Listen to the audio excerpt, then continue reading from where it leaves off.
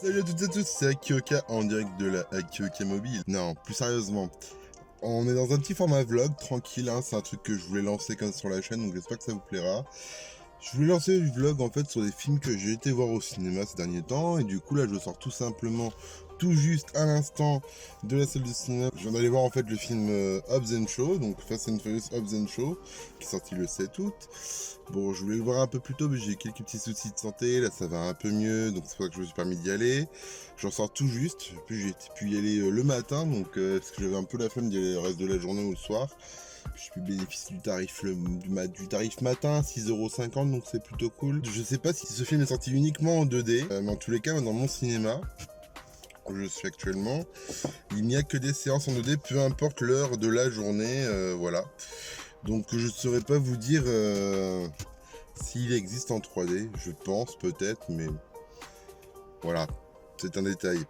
Donc en fait, sans prétention aucune, voilà, ce sera un petit vlog sur le film, sans prétention de m'y connaître en cinéma et d'être un fin cinéphile.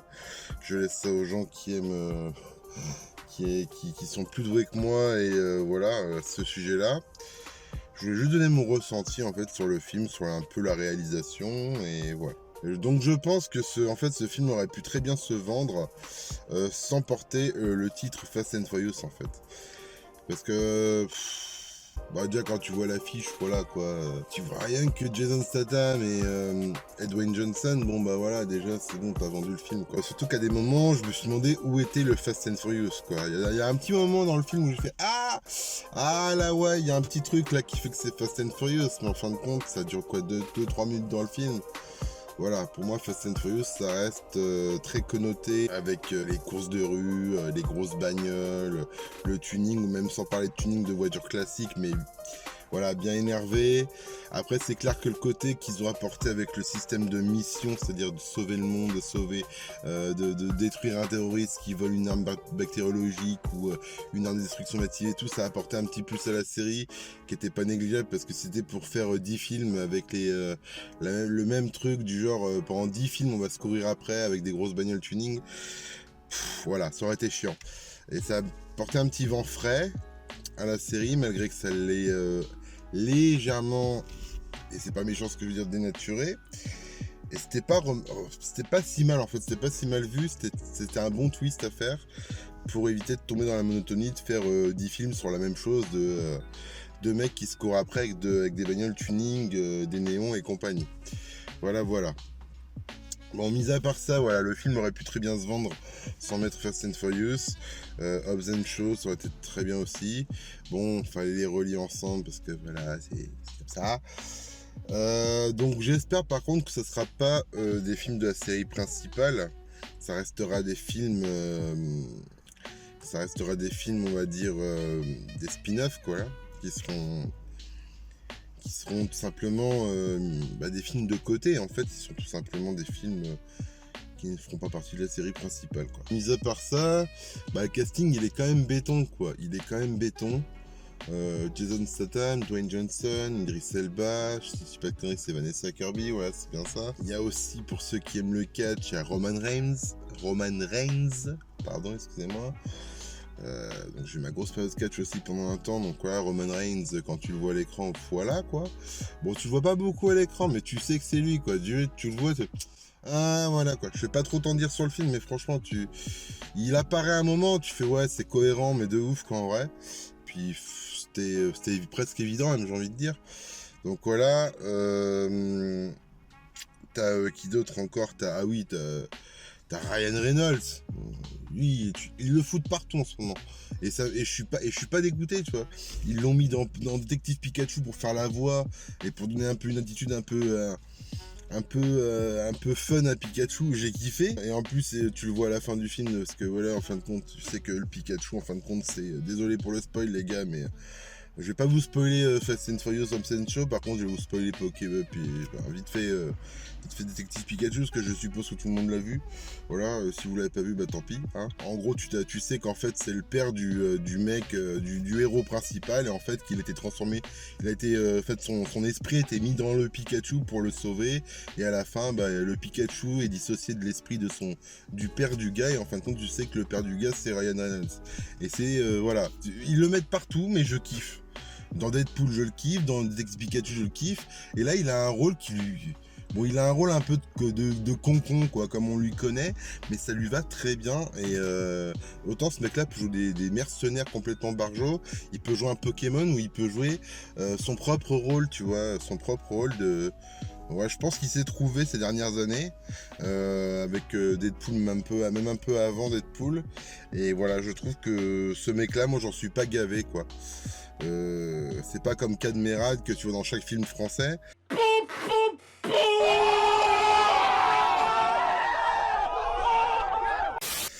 Lui, j'en suis pas gavé, tu vois. Voilà. Donc, Ryan Reynolds, voilà. Roman Reigns, Dwayne Johnson.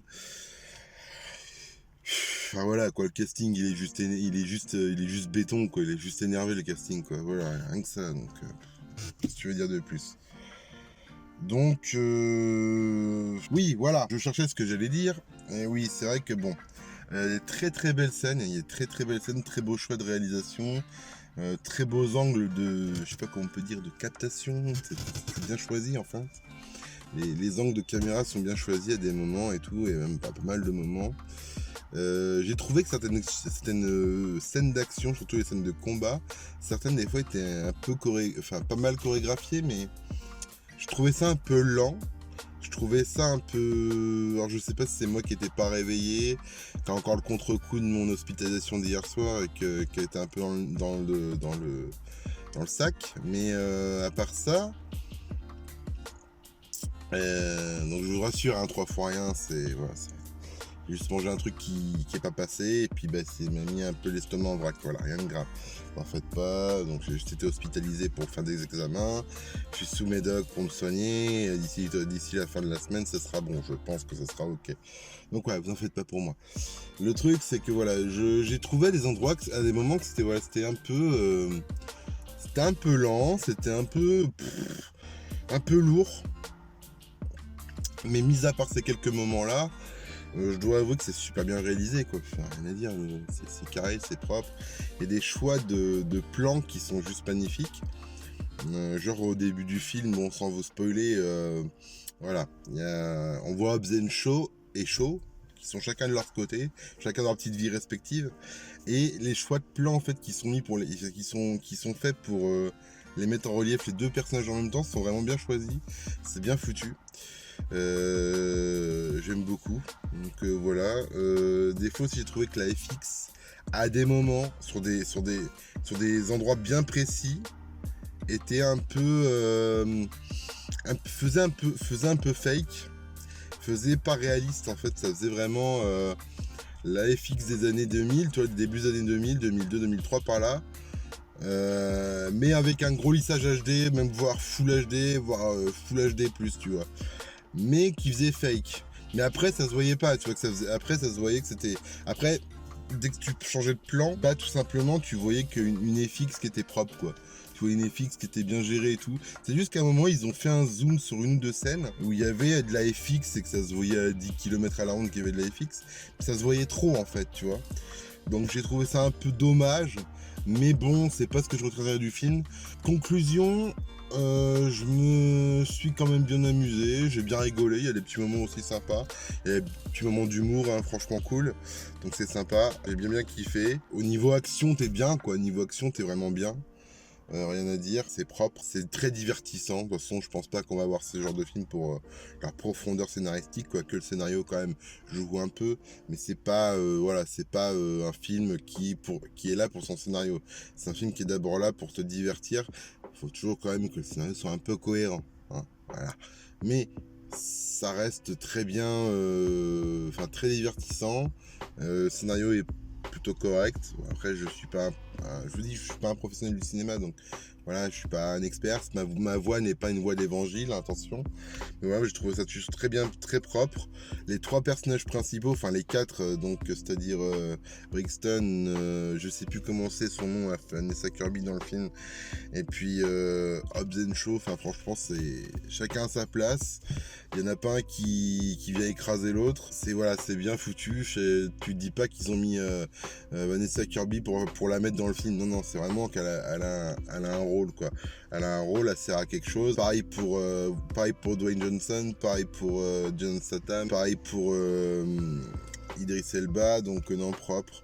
Les personnages, même malgré qu'il y ait aussi des gros sets d'affiches à côté, elles n'écrasent pas en fait. Elles sont là pour faire ce qu'elles ont à faire, mais elles sont pas là pour s'imposer. Je trouve ça vraiment bien qu'ils aient réussi à doser ça, malgré quand même les gros sets d'affiches, quoi. Moi, quand tu me dis qu'il y a Ryan, et je découvre dans le film qu'il y a Ryan Reynolds alors qu'il apparaît pas sur l'affiche, je fais waouh! Ah ouais, pas mal. Ou tu le vois très peu, quoi. C'est même pas marqué sur l'affiche qu'il est là. Donc c'est cool, c'est cool. Vous avez écrit en tout petit caractère, toi, peut-être à la rigueur. Donc non, c'est cool, c'est cool. Franchement, j'ai bien kiffé. Donc que dire de plus? J'ai vraiment passé un bon moment de divertissement devant ce film. J'espère qu'ils se sont pas dit à la prod en fin de compte, à la base, parce que je crois qu'ils avaient signé pour 10 Fast and Furious. J'espère qu'ils se sont pas dit bon, on en a fait 8 avant, et puis là on va faire celui-là plus la suite, parce qu'il y aura forcément une suite, hein. No spoil, il y aura forcément une suite. D'ailleurs, avant de vous quitter, je tenais à vous dire qu'il y a au moins 3 ou 4 scènes post-génériques. Donc il y en a une tout au début du générique, une plus un peu plus tard, genre peut-être 2-3 minutes après, et après il y en a une autre encore un peu plus tard, qui dure un peu plus longtemps, je sais plus, et tout à la fin, il y a une scène post-générique. Donc surtout, levez pas votre cul et vous barrez pas comme ça du cinéma. Restez, regardez toutes les scènes post-génériques. Donc ce qui m'a fait penser, de toute façon, logiquement, qu'il y en aura une suite, si ça marche bien. Mais vu à mon avis, je pense qu'ils ils vont faire du chiffre sur ce film, donc il y aura forcément une suite, et je pense qu'elle est même déjà peut-être en cours de préparation, qu'elle est même peut-être déjà tournée, qu'ils nous la balanceront l'été prochain. Je sais pas encore, on verra, je suis pas dans les secrets de tournage, mais je pense que voilà, ils vont peut-être plus se concentrer sur le prochain vrai Fast and Furious. Donc voilà, donc j'espère aussi que voilà, la production s'est pas dit on va tourner, on avait finalement, parce que je crois qu'ils avaient tous signé pour plus ou moins, enfin, ceux qui étaient là au moins depuis le début quasiment, mais apparemment ils avaient tous re-signé pour jusqu'à à peu près 10 Fast and Furious, et après la série devait s'arrêter, sauf qu'ils ont déjà fait ça. J'espère qu'ils se sont pas dit tiens, avec la série Hobbs and Shaw on va combler le différentiel qui manque pour aller jusqu'à 10 et puis basta. J'espère qu'ils se sont pas dit ça. J'espère qu'il y aura vraiment une série Fast and Furious principale et un spin-off Hobbs and Shaw ou Hobbs and Toretto, ou je sais pas, Shaw and Toretto, je sais pas, ou Hobbs and Shaw and Toretto, je sais pas, on verra, ou que Hobbs and Shaw. Moi ça me va très bien. C'est vrai que bon, dans ce film là il n'y a pas les protagonistes habituels des Fast and Furious, et ça m'a pas plus manqué que ça, au contraire. C'est pas que j'aime pas Vin Diesel, hein, loin de là, j'aime beaucoup Vin Diesel, j'aime beaucoup cet acteur, j'aime beaucoup le rôle qu'il a au sein de Fast and Furious, mais là il m'a pas manqué. Donc voilà, et puis je dis pas que. Par contre, ça aurait été un vrai Fast and Furious, un vrai, tu vois, enfin, série principale, ça m'aurait fait un peu chier qu'il soit pas là. Mais là, bon, non, ça me dérange pas en fait, parce que j'étais déjà au parfum de quelque chose, quoi. Voilà. J'étais déjà au parfum que c'était Hobbs and Shaw et rien d'autre, quoi. Voilà, et puis j'avais un peu le synopsis quand même, parce que voilà, petit instant pub, j'ai écrit, tu vois, le script de la Nova News du mois d'août, tu vois, c'est moi qui l'ai écrit, tu vois, et puis je l'ai tourné, donc tu vois, je savais un peu ce qui allait se passer. Enfin, je savais un peu ce qui allait se passer, je savais la trame principale du film. Donc voilà, tiens, n'hésite pas à aller voir une dernière nouvelle news, hein, voilà, on fait ça avec les potos, quoi. Donc moi à la présentation, tease au montage, et puis Lazy à la musique, donc Lazy San à la musique, donc vas-y, quoi, let's go, fais-toi plaisir, quoi. Puis ça fait plaisir, quoi. Voilà. Donc globalement, ce film, je me suis éclaté, quoi. C'était cool. J'ai rigolé des moments qui étaient vraiment sympas. Il y avait de l'humour, il y avait de l'action. Je passe un bon moment, c'est divertissant. Ça me paraissait plutôt cohérent au niveau scénaristique. À part quelques petits points noirs que j'ai pu soulever, rien de méga grave. Donc t'attends pas un truc non plus cacaboudin, hein. Franchement, ça reste du cinéma hollywoodien. C'est bien foutu. C'est comme des professionnels. Je pense qu'ils ont peut-être bâclés sans faire exprès quelques moments, mais ils s'en sont peut-être pas aperçus, ou qu'ils avaient peut-être pas le temps, j'en sais rien. Je suis pas dans les secrets du film et secrets de réalisation ni rien de tout ça, mais en tous les cas, si t'aimes ce genre de film un peu action, humour, popcorn, vas-y, let's go, te prends pas la tête. Franchement, vas-y. Puis si tu peux avoir une place pas chère, c'est encore mieux. Donc voilà. Bon, bah c'était Akioka, juste pour faire un petit vlog comme ça sur Fast and Furious Hobbs and Shaw, qui est plutôt sympathique. Voilà, je crois que j'ai déjà dit 40 fois dans cette vidéo. Sur ce, bah, n'hésite pas à t'abonner, hein, puis n'hésite pas à lâcher un big pouce bleu. Tu t'abonnes, t'appuies sur la cloche, tu fais tout ce qu'il faut, tu me mets des petits commentaires, tu me dis ce que t'en as pensé si t'as été voir le film. Et puis moi, sur ce, je te dis à la prochaine, et puis ciao mon pote.